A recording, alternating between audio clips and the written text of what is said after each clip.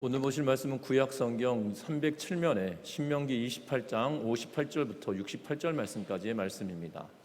신명기 28장 58절부터 68절 말씀까지 구약 성경 307면에 신명기 28장 58절로 68절 말씀까지를 제가 한 절 읽고 여러분들 한 절 읽고 교독하여 읽도록 하겠습니다. 내가 만일 이 책에 기록한 이 율법의 모든 말씀을 지켜 행하지 아니하고 내 하나님 여호와라 하는 영화롭고 두려운 이름을 경외하지 아니하면 여호와께서 내 재앙과 내 자손의 재앙을 극렬하게 하시리니 그 재앙이 크고 오래고 그 질병이 중하고 오래일 것이라. 여호와께서 내게 두려워하던 애굽의 모든 질병을 내게로 가져다가 내 몸에 들러붙게 하실 것이며 또 이 율법책에 기록하지 아니한 모든 질병과 모든 재앙을 내가 멸망하기까지 여호와께서 내게 내리실 것이니 너희가 하늘의 별같이 많을지라도 내 하나님 여호와의 말씀을 청종하지 아니하므로 남은 자가 얼마 되지 못할 것이라. 여호와께서 너희에게 선을 행하시고 너희를 번성하게 하시기를 기뻐하시던 것 같이 이제는 여호와께서 너희를 망하게 하시며 멸하시기를 기뻐하시리니 너희가 들어가 차지할 땅에서 뽑힐 것이요 여호와께서 너를 땅 이 끝에서 저 끝까지 만민 중에 흩으시리니 내가 그곳에서 너와 내 조상들이 알지 못하던 목석 우상을 섬길 것이라.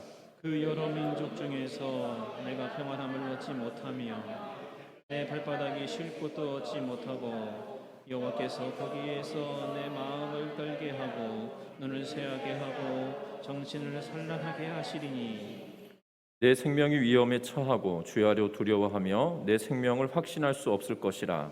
내 마음이 두려움과 눈이 보는 것으로 말미암아 아침에는 이르기를 아하 저녁이 되었으면 좋겠다 할 것이요 저녁에는 이르기를 아하 아침이 되었으면 좋겠다 하리라.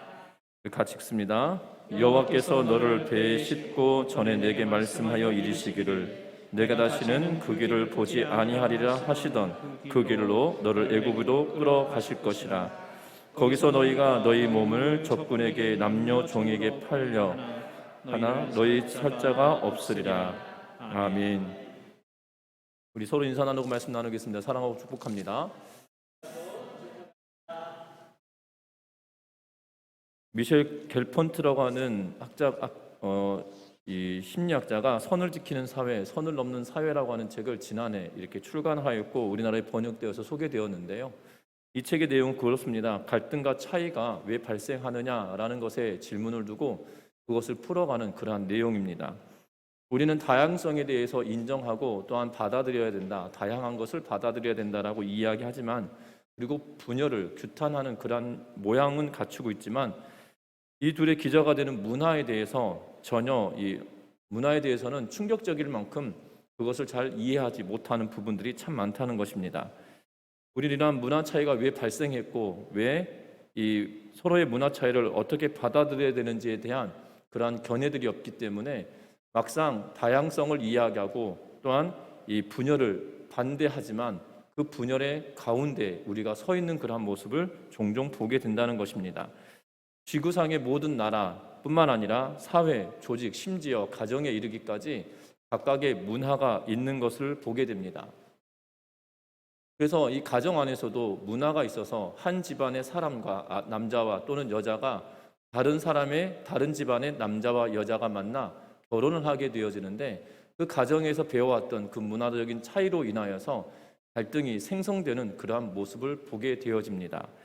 한국이라는 나라를 예로 들어보면 우리나라를 예로 들어보면 이 우리나라 사람들은 다른 사람들에 대하여 신경을 굉장히 많이 쓰는 그러한 민족입니다. 그래서 사람 간의 거리가 굉장히 가까운 편이기도 하나 때로는 암묵적으로 존재하는 그러한 규칙들이 있다는 것입니다. 그래서 눈치로 그 암묵적인 규칙을 잘 읽어내는 사람을 두고 우리는 사회생활 잘한다라는 표현을 쓰고 또한 그 암묵적인 규칙을 잘 이해하지 못하고 눈치 없는 분을 보고 우리는 사회생활을 잘 못한다라는 표현을 쓰기도 한다는 겁니다. 이게 제 말이 아니라 이 미셸 겔펀트라고 하는 사람이 대한민국이라고 하는 나라를 분석하면서 썼던 그러한 내용입니다. 그런데 중요한 것은 그러한 이유들 때문이었었는지 모르겠으나 이 코로나19 시대로 접어들면서 대한민국의 마스크 쓰고 그리고 사회적 거리두기, 물리적인 거리두기를 했던 것들이 성공적인 이유가 있었던 이유가 바로 여기에 있었다라고 하면서 이 암묵적인 눈치를 잘 보았던 사람들의 모습이기 때문에 이것을 잘 이겨갔다라고 이야기하면서 반대로 이 미국 사람들은 마스크 쓰는 것을 반대하고 또한 격렬하게 이 저항했던 이유는 바로 이러한 것이 암묵적인 그 규율들이 그들에게 있지 않았기 때문이다라고 이야기하고 있는 그러한 모습을 보게 됩니다. 뿐만 아닙니다. 기업 안에서도 마찬가지고 나라 안에서도 마찬가지입니다. 싱가포르는 이 도로가 굉장히 깨끗하다고 합니다. 심지어 껌을 소지하고 입국하면 입국할 수 없는 그러한 상황이 되어지고 혹시 껌을 가지고 들어간다면 껌을 다 빼앗기게 되어지는 나라다라고 이야기합니다. 그런데 반면에 미국의 거리는 굉장히 지저분하다라고 이 저자는 평가를 하고 심지어 일본은 열차의 시간이 거의 정확하다라고 평가를 하면서 반면에 브라질에서는 이 열차건 대중교통이건 약속 시간을 지키지 않는 것이 상식이다라고 표현을 하고 있는 것을 보게 됩니다. 사우디아라비아에서는 마약을 소지하는 것이 큰 중죄이지만 네덜란드에서는 일반 카페에서 대마초를 쉽게 그냥 합법적으로 판매하고 있다라고 이야기합니다.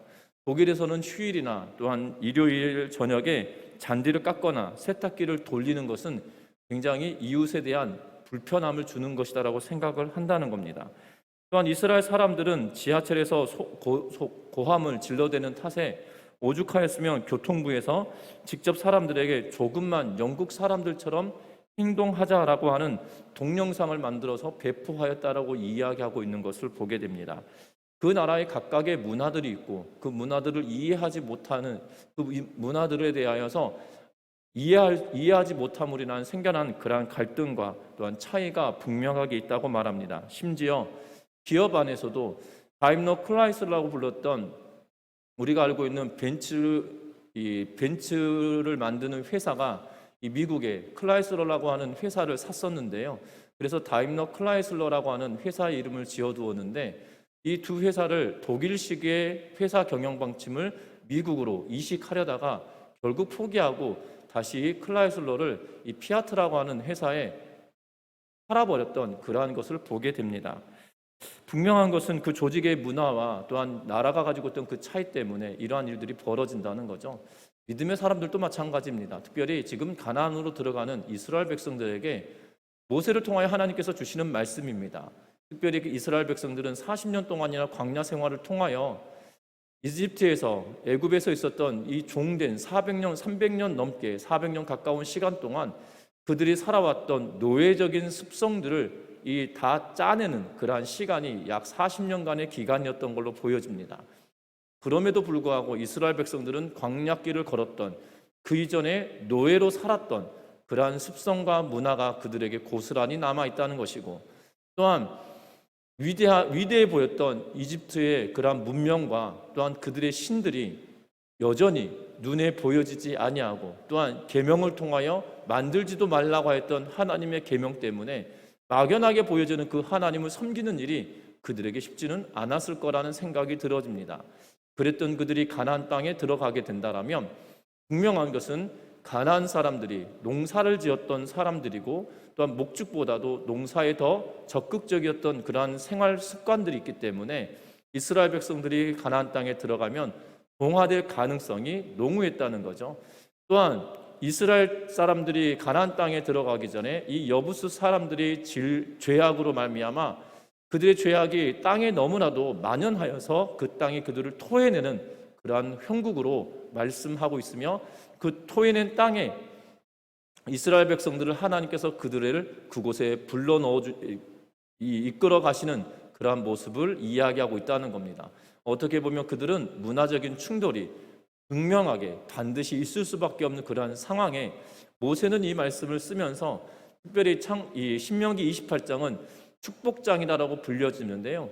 5장부터 시작했던 계명이 28장에 와서 하나님의 말씀을 지키면 이러이러하다라고 하는 그 절정에 이르고 그리고 15절부터 시작하여서 오늘 읽었던 68절 이르기까지 저주에 관한, 하나님을 섬기지 않으면 저주에 관한 내용들을 기술해 놓고 있다는 것입니다.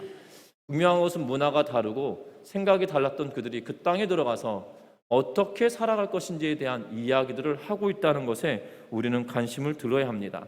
특별히 앞에서 말씀드렸던 이 선을 넘는 사회, 선을 지키는 사회라고 했던 이 책에 해결책을 주고 있는데, 그 해결책이 무엇이냐면 두 가지를 이해해야 된다고 말합니다.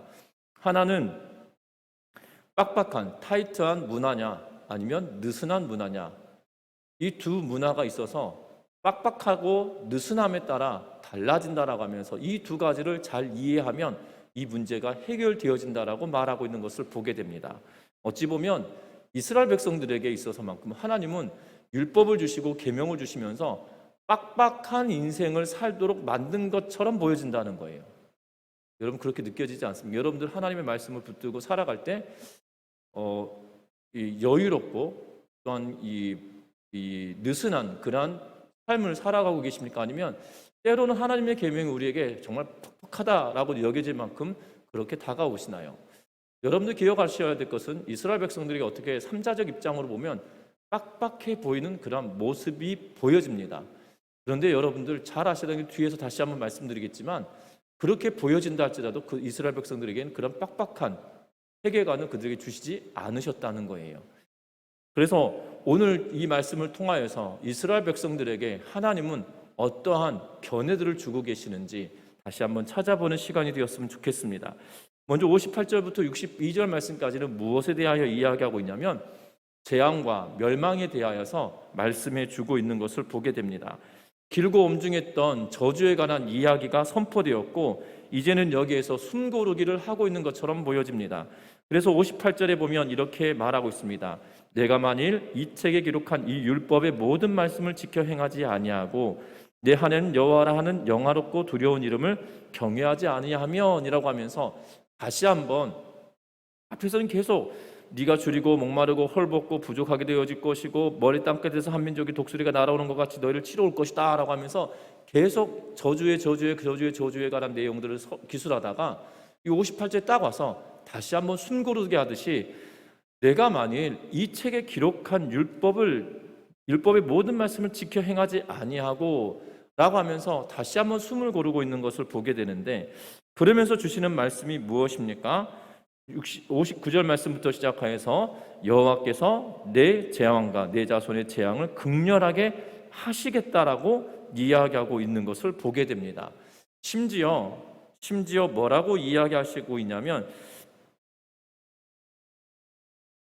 이 앞에서 선포되어졌던 모든 저주와 재앙이 그들에게 임하여지게 될 것을 말씀하시고 있을 뿐만 아니라 모세가 목록에 기록하지 아니한 그러한 질병까지도 내리게 될 것이다라고 61절에 기록하고 있습니다. 61절 같이 한번 읽어봅니다.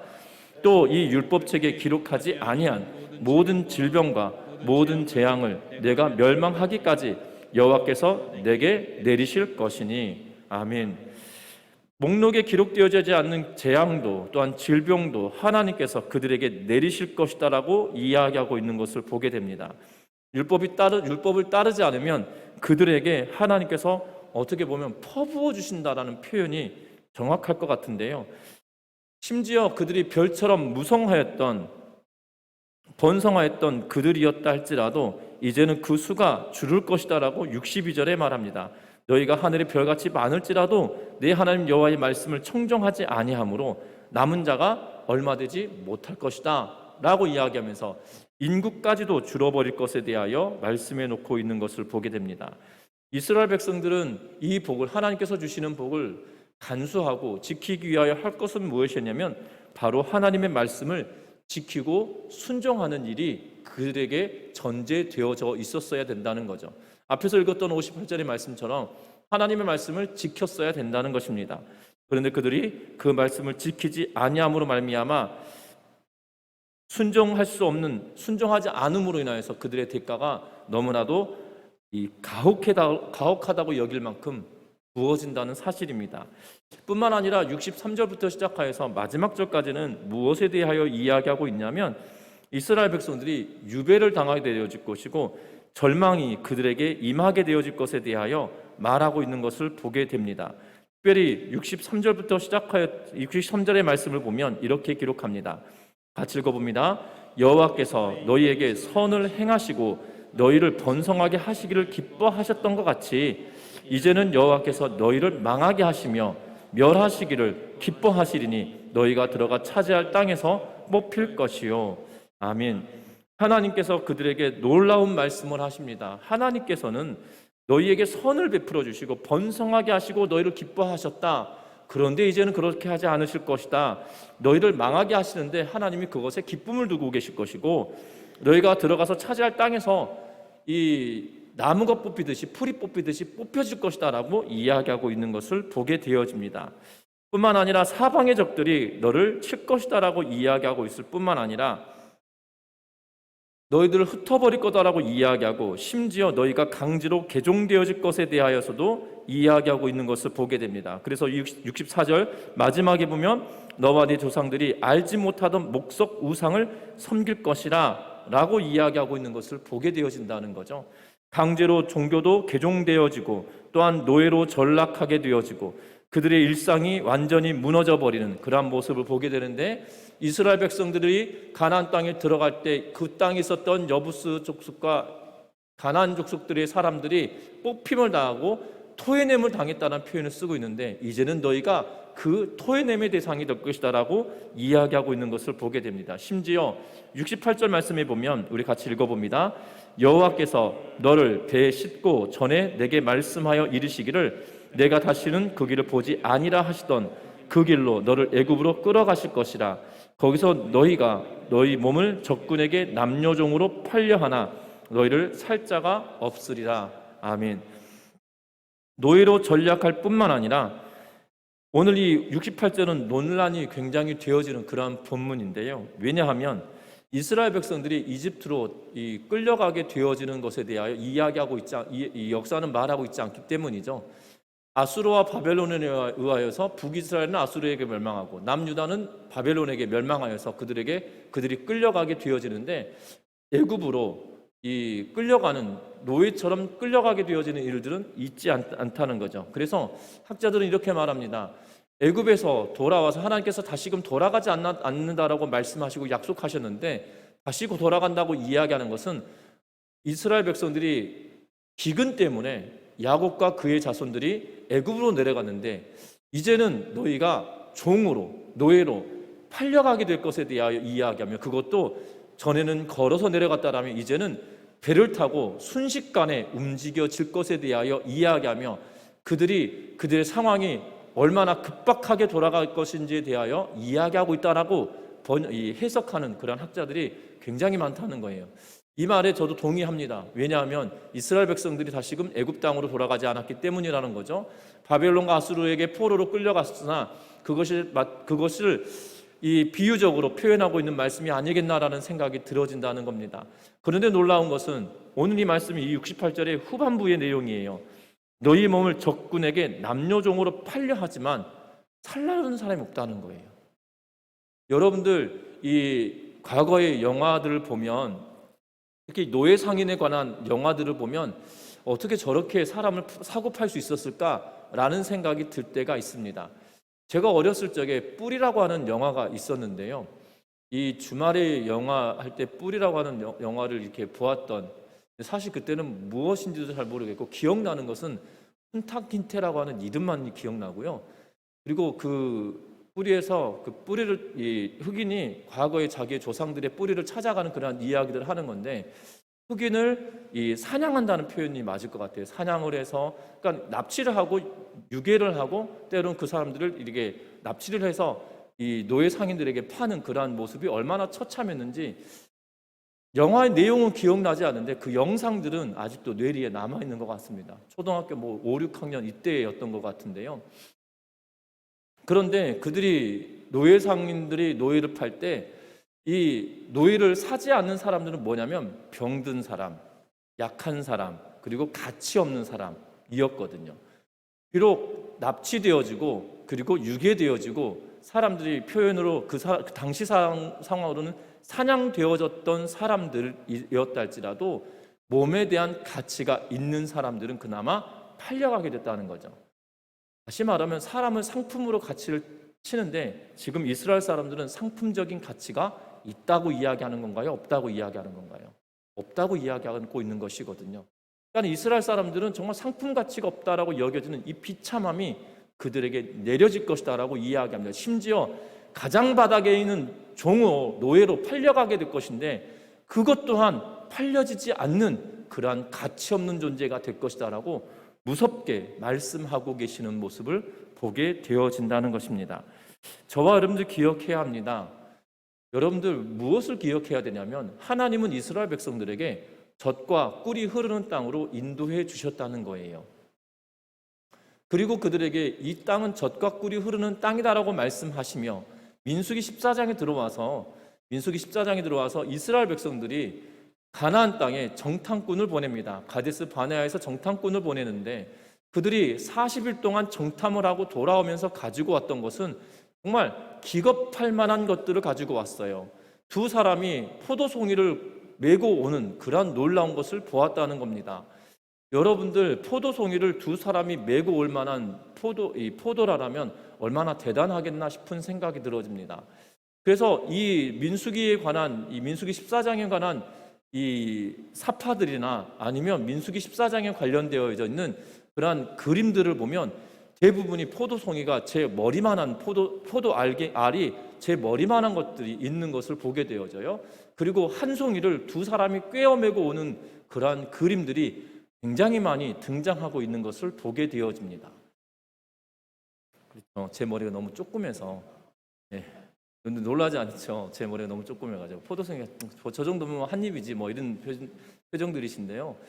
포도 알갱이가 이렇게 큼지막하게 되어질 거다라면 그것이 가능한 일이겠나 싶은 생각이 들어집니다. 그런데 가나안 땅 사람들이 죄악으로 관영하고 너무나도 이 죄악이 너무나도 얼마나 심하였으면 가나안 땅 자체가 이 땅 자체가 내가 더 이상 못 살겠다, 이들의 죄 때문에 내가 죽겠다라고 하면 하나님께 탄원해서 그들을 토해내는 그런 모양새로 성경은 표현하고 있거든요.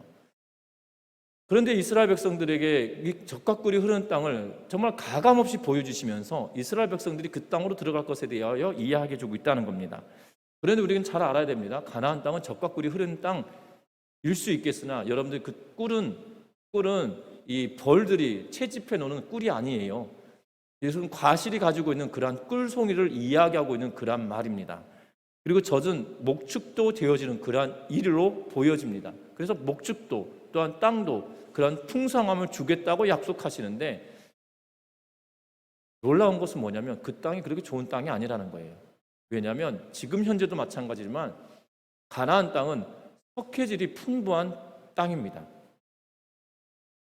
석회질이 풍부한 땅이에요. 석회암이 이 석회암 지역이다로 불려지는 그러한 지역이어서 그래서 동굴을 파면 이 우리가 시멘트가 발라진 것처럼 동굴이 견고한 이유는 바로 석회질이 풍부한 그러한 지형이 살고 있어서 장례 문화가 마치 동굴을 파고 그곳에다가 이 침대를 이렇게 선반들을 만들어 놓고 그것도 다 그 동굴을 파면서 선반들을 만드는 거죠. 그래서 거기다 시신을 놓고 다음 시신 들어가면 혹시 다 이 부패되고 뼈만 남았으면 그 옆에 공간을 두어서 거기다 넣어놓게 되어지는 그러한 장례 문화를 보게 된다는 겁니다. 중요한 것은 토양이 좋은 토양이 아니에요. 그렇다고 해서 그곳이 물이 더 좋으냐? 그것도 아니라는 거죠. 우리의 눈으로 보면 끊임없이 말씀드리지만 나일강의 이 델타 삼각주, 이 나일강의 삼각주나 아니면 유브라데 강이나 티그리스강에 있는 그런 바벨론을 이루고 있던 그 땅들이 훨씬 더 풍부한 영양가를 가지고 있는 땅이라는 거예요. 여러분들 이 흙도 좋은 흙인지 나쁜 흙인지 여러분들 아시지 않습니까? 마찬가지로 이스라엘 땅에 석회질이 풍부한 땅이다라면 좋은 땅이 아니에요. 그런데 놀라운 것은 비만, 물만 주면 그곳에서 식물들이 너무나도 잘 자라는 그러한 상황이 되어진다는 겁니다. 여러분들 기억할 것은 이스라엘 백성들은 이 젖과 꿀이 흐르는 그 땅에 들어가서 살아갈 때 땅 자체는 좋은 땅처럼 보여지지 않아요. 좋은 땅이라고 하면 오히려 나일강에 있는 땅이나 아니면 티그리스 강이나 유프라테스 강을 이루고 있는 그 땅이 훨씬 더 좋은 땅처럼 보여집니다. 그런데 하나님은 가나안 땅에 젖과 꿀이 흐르는 땅이다라고 말씀하시며 그들을 그곳에 넣어주셨다는 거예요. 기억해야 할 것은 땅의 문제가 아니라 그들에게 하나님께서 소산을 주시고 하나님께서 그들의 때에 따라 필요한 대로 물을 주시고 비를 내려주심으로 인하여 그 식물들이 자연스럽게 살아갈 수 있도록 자라낼 수 있도록 만들어 주신다는 거죠. 저는 이것을 두고 이 자동 공급 장치라고 말씀을 드렸는데, 어떻게 보면 이스라엘 백성들이 가지고 있던 이 가나안 땅은 천수닭과 같은 곳임에도 불구하고 하늘에서 때에 따라 비를 주고 이른 비와 늦은 비로 그들의 풍성한 곡식을 허락하여 주시는 것이 하나님의 은혜였다는 거예요.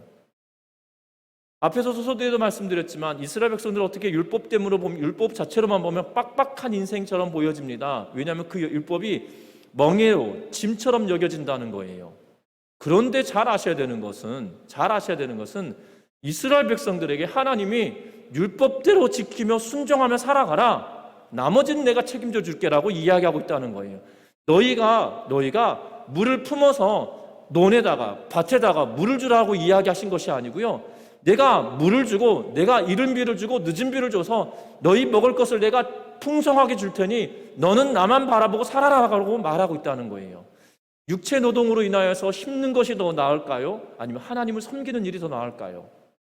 하나님의 말씀을 섬기며 나아가는 게 나을까요? 하나님께서 육체 노동도 해야 된다, 그리고 너희가 하나님도 섬겨야 된다고 하면 정말 빡빡한 인생일 거예요. 이스라엘 백성들은 애굽 땅에 있는 동안, 이집트 땅에 있는 동안에 그런 퍽퍽한 인생이었거든요. 노예로 삶을 살아가면서 도시를 건축해야 되고 벽돌을 구해야 되고 그들에게 쉬는 날 없이 끊임없이 돌아갔던 그들의 인생이었단 말이죠. 그런데 하나님은 그 가운데 나만 바라보고 나를 섬기며 내 율법을, 내 계명을 지켜서 순종하려고 애써봐. 그러면 너희가 애쓰고 수고한 것이 아니라 내가 너희에게 먹을 것을 공급해 줄게 라고 하나님께서 말씀하고 계시다는 사실입니다. 여러분들 무엇이 뻑뻑하고 느슨한 그런 모습일까요? 우리가 볼 때는 뻑뻑해져 보이는 그러한 문화권일 것처럼 보여집니다. 하지만 하나님은 그들에게 여유와 느슨함을 주시는 그러한 계기가 되었다는 거예요. 애굽 땅에서 뻑뻑함이 나을까요? 가나안 땅에서 뻑뻑한 것이 나을까요? 여러분들 비교해 보십시오. 애굽 땅에서 살아가는 인생이 더 나았을까요? 가나안 땅에서 살아가는 인생이 더 나을 것 같으신가요?